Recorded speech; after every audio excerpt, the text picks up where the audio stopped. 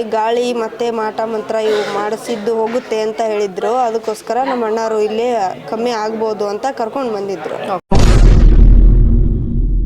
ತಾಯಿ ಮಹಿಮೆ ಅಂದ್ರೆ ಬರೀ ತ್ರಿಶೂಲಾದಿ ಹಿಡ್ಕೊಂಡ್ರೆ ತನ್ನ ತಾನೇ ಕಾಣುತ್ತೆ.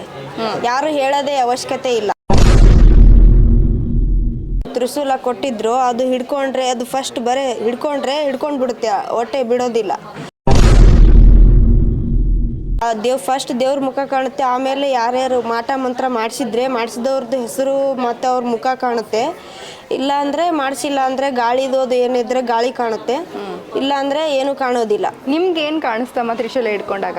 ನನಗೆ ಫಸ್ಟು ಕಾಳಿಕಾ ದೇವಿ ಕಾಣಿಸಿದ್ದು. ಆಮೇಲೆ ನನಗೆ ಮಾಟ ಮಂತ್ರ ಮಾಡಿಸಿದವರು ಮುಖ ಮತ್ತು ಅವ್ರದ್ದು ಹೆಸರು, ನನಗೆ ಯಾವ ಥರ ಮಾಡಿಸಿರೋದು, ಏನೇನು ಹಾಕಿ ಮಾಡಿಸಿರೋದು ಅದೆಲ್ಲ ಕಾಣ್ತು. ಆಮೇಲೆ ಎಷ್ಟು ಸಮಸ್ಯೆಯಿಂದ ಬಳಲ್ತಾ ಇದ್ರಿ ನೀವು ಮಾಟ ಮಂತ್ರ ಆಗಿದೆ ಅಂತ ಹೇಳ್ಬಿಟ್ಟು? ನಾವು ಏನೂ ಇಲ್ಲಾಂದರೆ 2-3 ಸಮಸ್ಯೆಯಿಂದ ಬಳಲ್ತಾ ಇದ್ವಿ. ಎಲ್ಲ ಮಾಟ ಮಂತ್ರ ಇವೆಲ್ಲ ಗಾಳಿಯಿಂದ ಮುಂದೆ ಇಟ್ಟು ಮಾಟ ಮಂತ್ರ ಮಾಡಿಸಿರೋದು ಇದರಿಂದ ಬಳಲ್ತಾ. ಎಷ್ಟು ಕಡೆ ದೇವಸ್ಥಾನಕ್ಕೆ ಹೋಗಿದ್ರಿ, ಎಷ್ಟು ಆಸ್ಪತ್ರೆಗಳಿಗೆ ಹೋಗಿದ್ರಿ ಅಮ್ಮ? ನಾವು ಸುಮಾರು ದೇವಸ್ಥಾನಕ್ಕೂ ತಿರುಗಾಡಿದ್ವಿ, ಸುಮಾರು ಆಸ್ಪತ್ರೆನೂ ತೋರಿಸಿದ್ವಿ. ಹಣ ಎಷ್ಟು ಖರ್ಚು ಮಾಡಿದ್ದೀರಾ? ಹಣ ಏನು ಭಾಳ ಖರ್ಚು ಮಾಡಿದ್ದೀವಿ, ಆದರೆ ಅದ್ರ ಲೆಕ್ಕ ಇಲ್ಲ. ಸುಮಾರು ಭಾಳ ಕಡೆ ಹೋಗಿದ್ದೀವಿ, ಅಂದ್ರೆ ಇಲ್ಲಿ ಅಷ್ಟು ಕ್ಲಿಯರ್ ಆಗಿ ಇಲ್ಲಿ ಥರ ಸರಿಯಾಗಿ ಎಲ್ಲೂ ಕಂಡಿಲ್ಲ ನಮಗೆ.